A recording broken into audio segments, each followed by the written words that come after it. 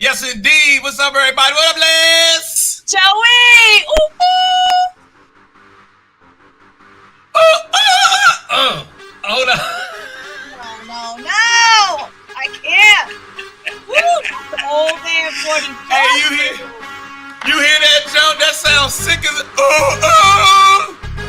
You sound like a seal getting beat.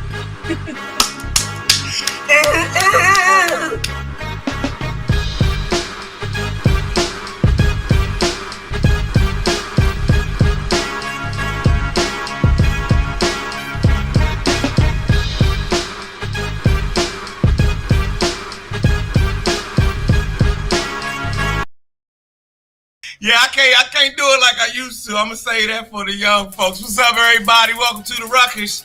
I am Joe Clair. Hey, the Lez right by his side. You know how we do.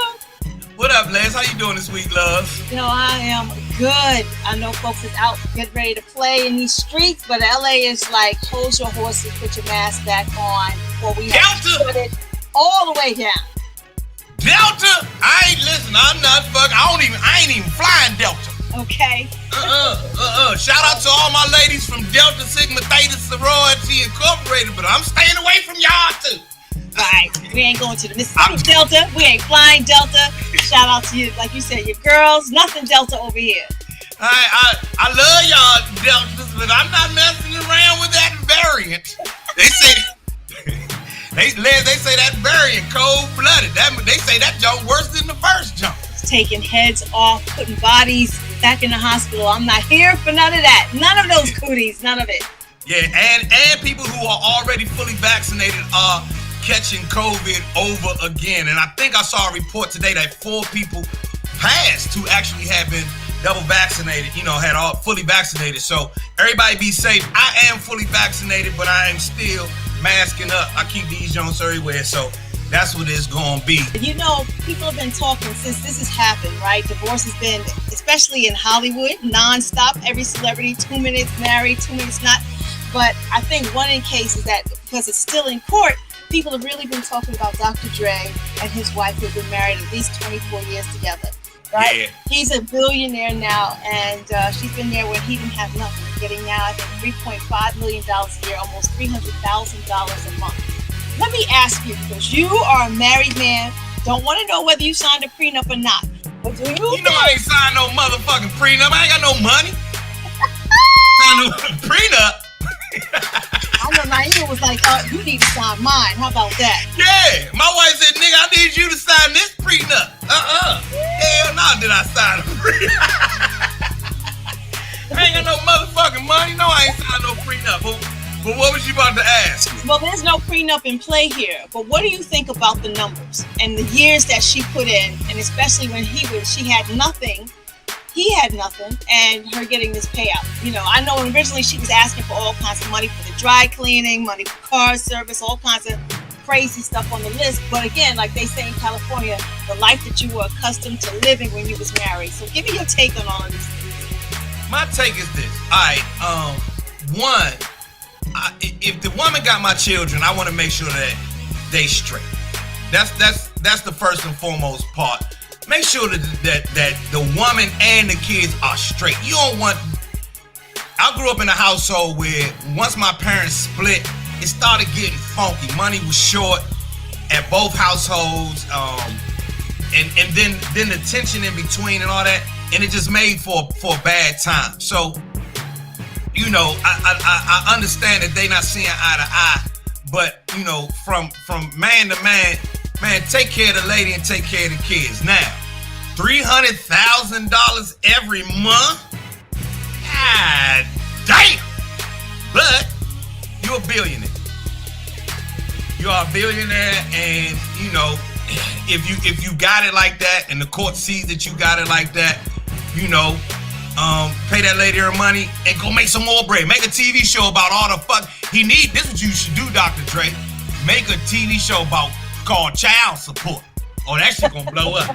If you make a TV show called Child Support, bitch, that'll blow up and you will get another $1 billion off of Dr. Dre. Call Jimmy Iovine, tell him you need to get that shit done tomorrow. The new TV album Dr. Dre called Child Support, damn it. It'll be a hit. Crazy opportunity for both of them to make money, book deals, a movie, a biopic, a lifetime story, whatever it is for both of them or anybody in this case. And even whether your kids are like young, because their kids are adults now. I think they're both in their 20s, but of course you still got to plan for their future and all that other stuff. I think in any case, in any scenario, if you make promises and you break those promises, there's a price that needs to be paid, period, point blank. Agree? See now. Come on, Joey. Come on. Here's the thing. Here's how I feel about that. We were not in their home. Right. Since I am married, I do not ever speculate on what went on in someone else's house about promises kept or not. Right?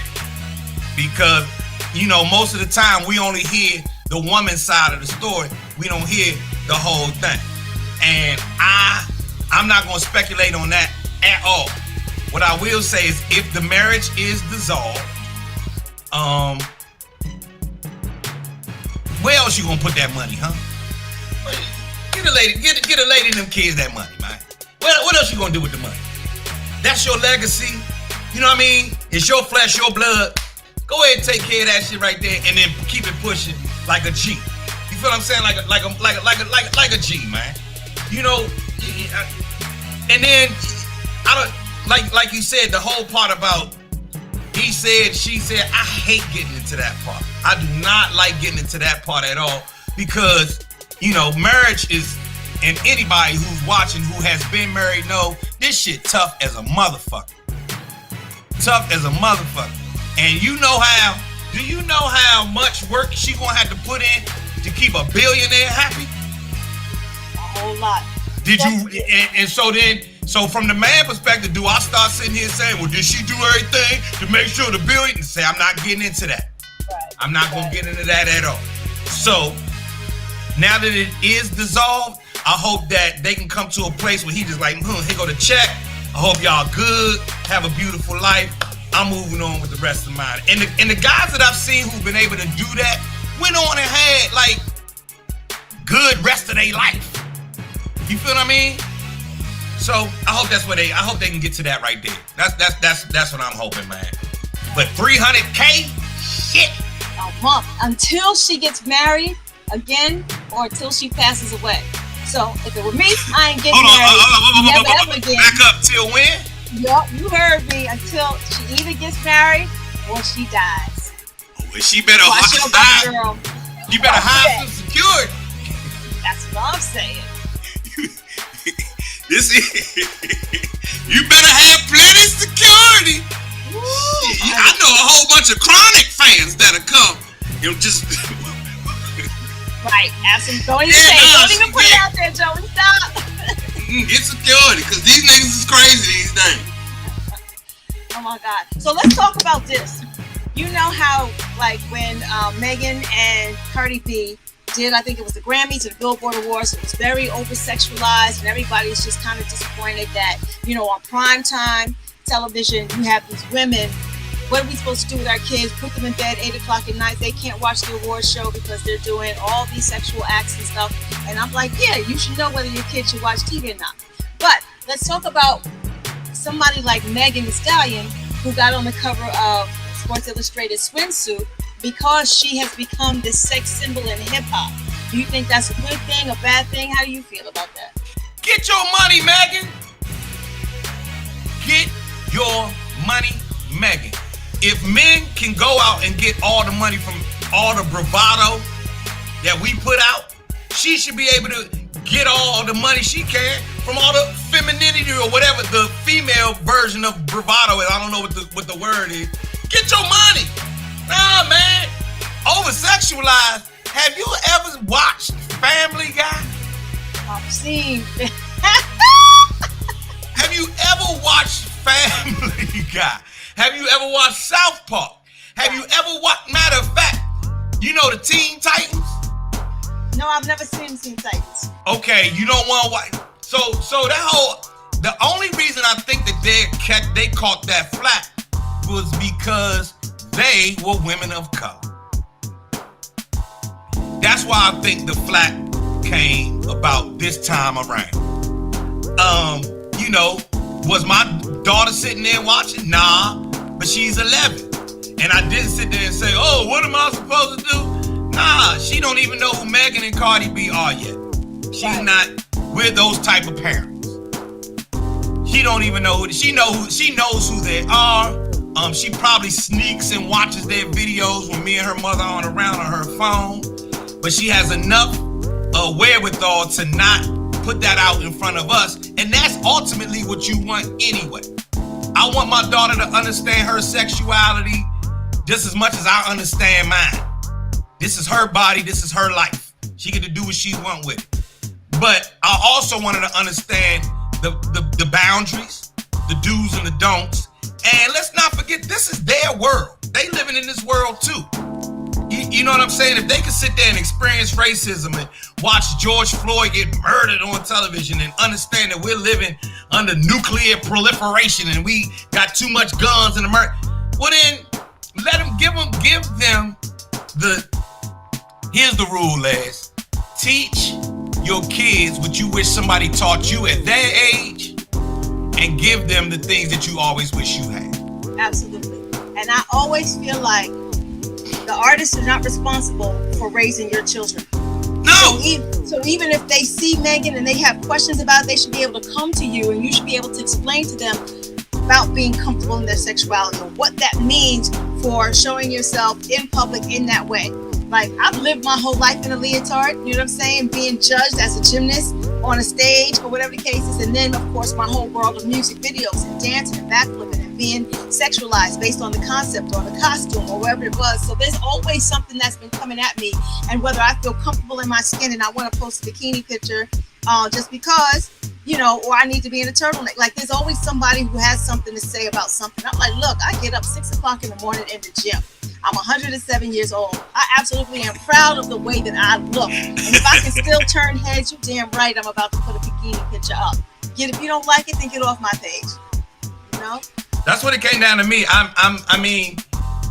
People say hypersexualized and oversexualized and so on and so forth. But if we didn't treat the human body like it was so fucking taboo, we wouldn't have these issues.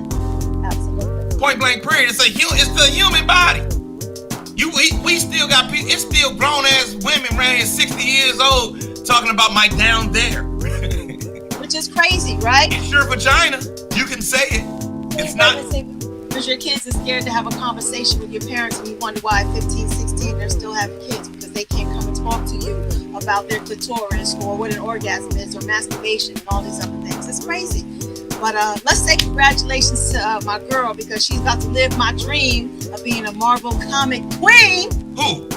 Megan Thee Stallion. She is going to be doing not just an animation, but she's going to become part of Marvel Comics. I forget what the character is, but really? She's going to be kicking some ass. So that's me. I'm trying to be a female superhero while a girl can still backflip. So get it, Megan. I'm proud. If it ain't me, it's you. Or I can come on and be your mother. How about that? Getting money, Megan Thee Stallion. I ain't mad at her. And she got a college degree. Absolutely. Let's add that cherry on the top. Bing, college degree too. Absolutely. So I'm not going to sit here and get into what these ladies do now. On the other hand, Lez, they are very fun to watch. It is great entertainment. I don't want to watch it while my daughter's in the room. That's for me in my private time. That's for when I need some me time. TMI, Joey, TMI. But the people, they love to hear us talk about all these issues, but they also love the special guests that we bring into the room. Why don't you do me a favor and introduce our special guest for tonight, because I am psyched over my man. Oh, let's just take you back to 1989 when it was popping. The Youngest in Charge album was like killing all over the radio. The streets was rocking. All the ladies was loving him because he had that beautiful hair and that sexy caramel complexion. He gave you songs like On a Mission, I Got It Made, and I'm the Magnificent.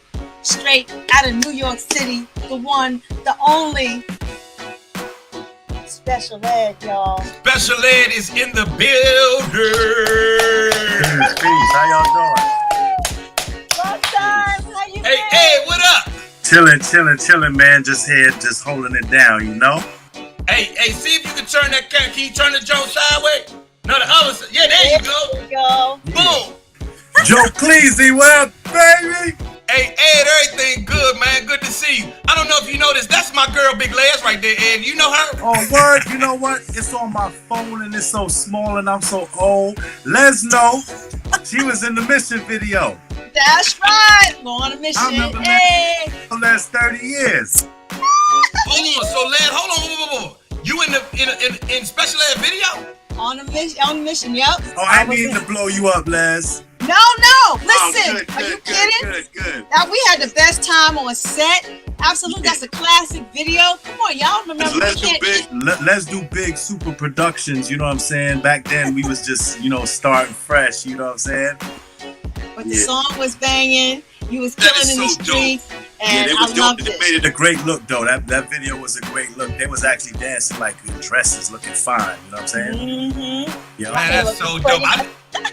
I hate when there's a little bit of hip hop trivia that I do not know. So I didn't know you was in that video, Lez. I'm about to go back and look. We got a bunch of our own trivia too, Joe. True indeed. The shit don't stop. Hey man, I'm just keeping it a buck these days. Being somebody's husband and somebody's daddy. That's it, man. No, we have to, man, because at this tomorrow ain't promised, man. So we gotta always keep it all the way. You heard? Oh, 150%. Yeah, amen. Can we take it back a bit to like 1989? Can you describe for us what it was for you when the song came, like moments before the song hit, and then like that summer or that moment that like you evolved and took over not just New York City but the world? Yeah, man, it was incredible for me, especially as a youth. You know what I mean? It was like I set out on a goal. I was determined. I was ambitious, and it happened. It came to fruition. And the pieces just came together. I got some interest from Profile Records, and my biggest thing in my mind was like, man, they got Run DMC, they got Dana Dane. You know what I'm saying? So they definitely could put me on that plateau. So that was my goal, to get somewhere where I can be heard and seen on that level, which would probably be equivalent to social media right now. Right? Yeah, so, but that was it. But I mean, like, I don't know. Does it still feel? What does it feel like now when you look back? Feel like yesterday, man. But it's just like all in a flash. It's like, damn, all the stuff that happened, all the people that came, all the brothers we lost. I got a lot of hip hop family and brothers that I've been, losing since the beginning. So it's been hard in that respect. But on the other hand, it pushes me to continue and keep on, you know what I mean? Where they, left off, really, and just where I need to go. It shows me that I just have to keep pushing and pushing, because if they could push all the way to the end, so can I, you know what I'm saying? Yes, indeed. Do you, like, for me personally, I hate watching like my old comedy stuff, like the Def Comedy Jam and Comic View. I don't like watching the old Rap City clips. How you feel when you see your 17-year-old self now? How you feel? Yeah, sometimes I just look at myself like I'm not even myself. Like I'm a whole different human being, and I'm like, that guy, what was in his mind, what was going on? You know what I'm saying? At that time in my life. But it's all in perspective. I knew what I was headed for. I knew what it was about, and I'm still doing it. I'm still making the moves I need to make in life in order to succeed and gain that freedom. What was it about fame that you liked or that you didn't like, and that you were kind of surprised about how you changed or how people around you changed?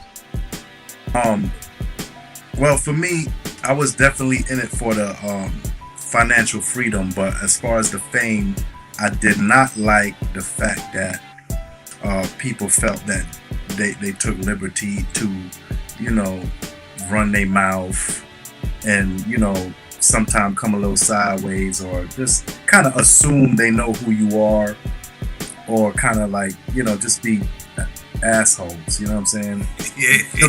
Really, frankly, I'm gonna be real, because people don't approach you the same like you're a normal person. They approach you with the whole whoop-de-whoop, oh, the this and the da-da-da, my cousin, this and that, blah, blah, blah.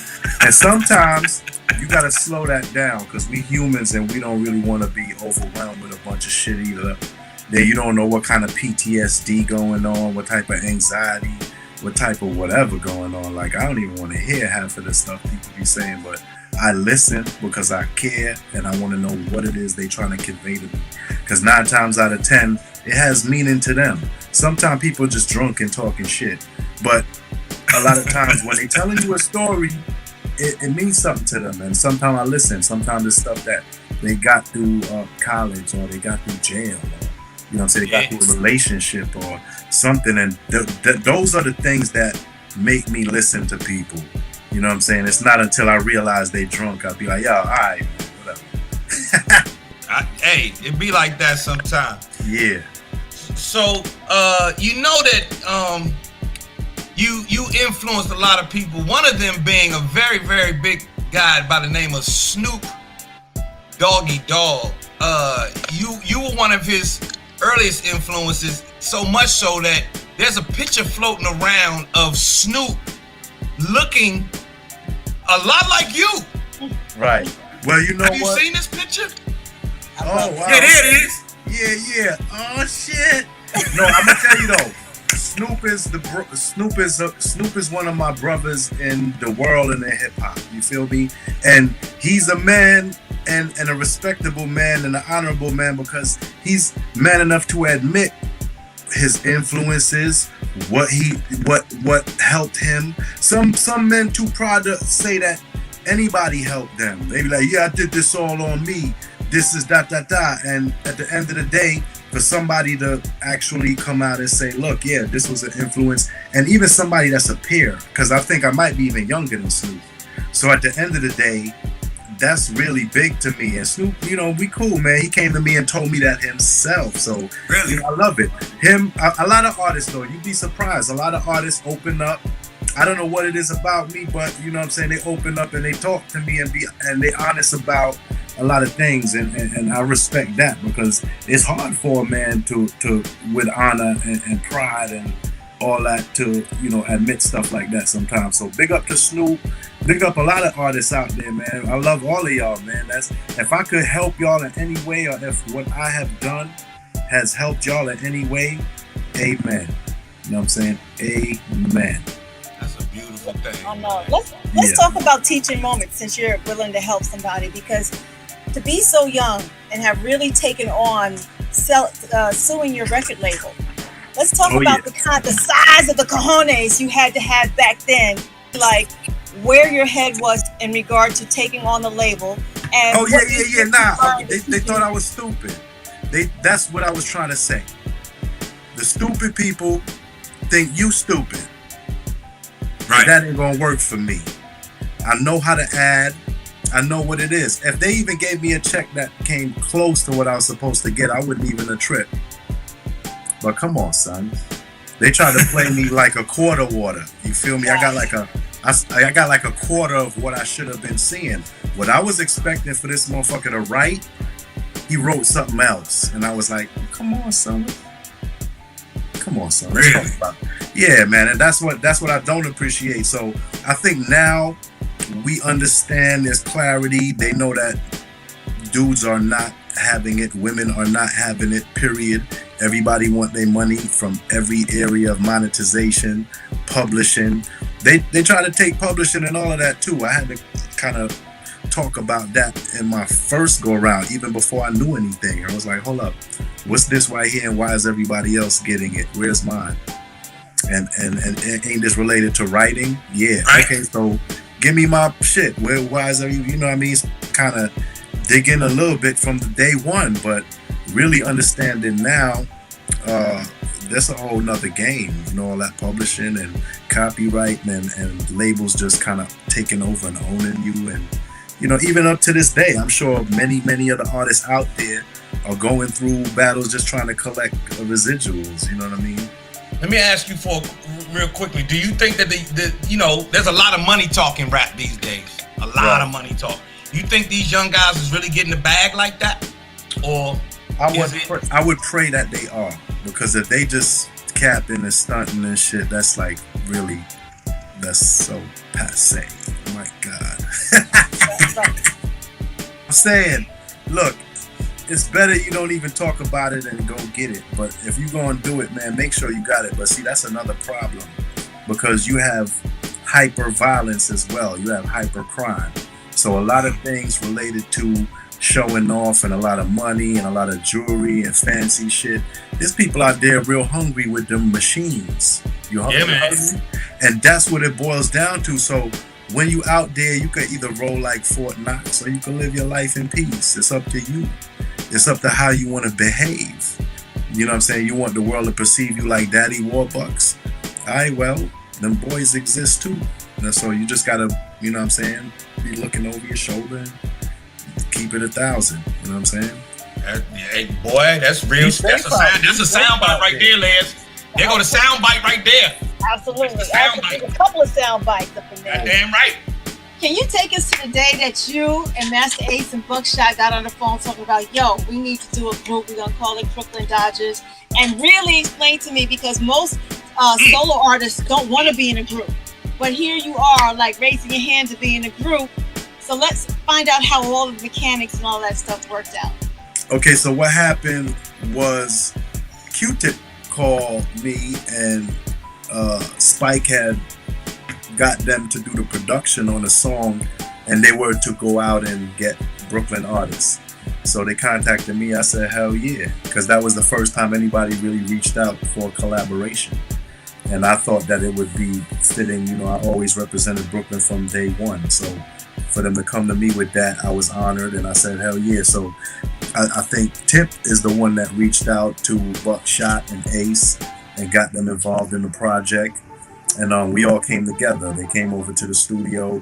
At that point, Buck had already been working with us.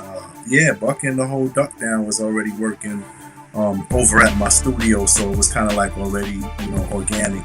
And just Ace came over, and, you know, Ace, you know, we just knocked it out. We had synergy. We wrote the song. And then we ended up going to Manhattan to mix it. Dollar Cab Lab, that's where everybody...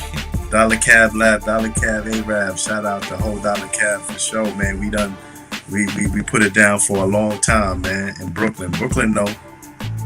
You still in Brooklyn? Nah, I'm in Charlotte, North Carolina. Yeah, I come back and forth to a lot of places all the time, though. You know, I stay moving around and working. And I'll actually be up in Brooklyn in August. We doing some hip hop museum stuff. Let me ask you a question about being in Charlotte, North Carolina. I still own a home in Atlanta, Georgia, right? Okay. And when I got there, I bumped into every rapper and DJ from the 90s. They was at my grocery store. I met DJ Hurricane at the Publix grocery store. Yeah, that's my guy. I was at his crib over there. He shot his show. He has a show that he does. Jay's Hat. So my question is, you know, explain to people like me about leaving New York, because I know Kane is in North Carolina. I just said Atlanta. Shan is I forgot what MC Shan is, but what about it? What about New York says, you know what? Okay, boom, it's time for me to go and do something elsewhere. Because remember, black folks all went north to New York, and now all in New York like we going south. Well, times change. It's a new day, and y'all gotta pardon me. I'm trying to make sure this don't cut off. I'm gonna go get a good plug. You know how it is in the ghetto. Nah, we ain't in the ghetto, but you know how it is. It's all good. We gonna get this plug popping. Pop, pop, pop, pop, goes my plug. You ain't get the Gerald Alberto on them, did you? Down south, what's the allure? What's the allure for rappers who started in New York, born and raised in New York? What's the allure to go live elsewhere in the country? I remember G-Rap was living in Arizona at one time. X was out in Phoenix. Okay. You know, and I guess the reason I'm asking the question is because, you know, from when you're not from New York, you think everybody want to stay in New York. Okay, yeah. Okay, what that's about is I was born and raised in New York, and I think that it did something to me, just, you know, on a cellular level. The way I was in a state of mind, energy, something that I had to separate myself from for a little bit before it got a little whatever, man. I don't know. I just thought I needed a change. Waking up to the same thing, you know, for the past 30 years, I felt like I needed to expand. I wanted to go elsewhere. I wanted to spend my money elsewhere. I didn't want to find another jail cell in New York. I had properties already. I wanted to go, you know, to California. I got a house in Burbank. You know, I wanted to go to Florida. I got a house out in Cold Springs. I wanted to kind of spread around and live. I traveled, so I know where it's nice. You know, I mean, it's different from state to state. Like, you could go from Boston to New York to Philadelphia to Jersey to Virginia to North Carolina to South. Everybody has their own dialect, flavor, situation, and culture, pretty much. So hip hop is what combines it all, music and us as a people. But in terms of talk, customs, things of that nature, these from place to place. Varies from place to place. We gotta, before we let you go, Les, you gotta do this name game with my man. Absolutely, absolutely. So Ed, when I say a name to you, give me the first word that comes out of your mind, out of your mouth that you think about these people, all right? Okay. Howie T. Oh, the Hitman, the ultimate producer. Big Daddy Kane. The Spitter, the OG. Master Ace. Crooklyn. Yasin Bey, aka Mos Def. Interesting. My girl Moni Love. My sister. J. Rue the Damager. Official.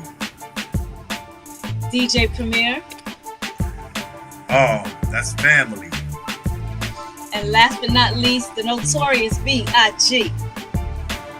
BK. There you go, all To day. the fullest.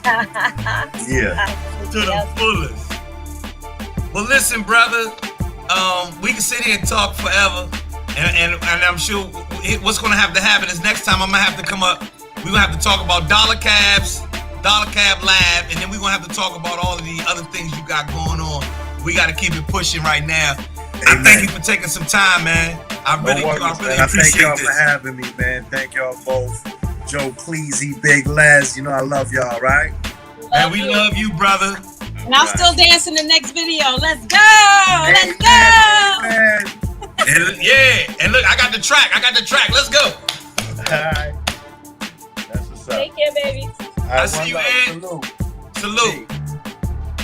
Special Ed, ladies and gentlemen. Because he got it made.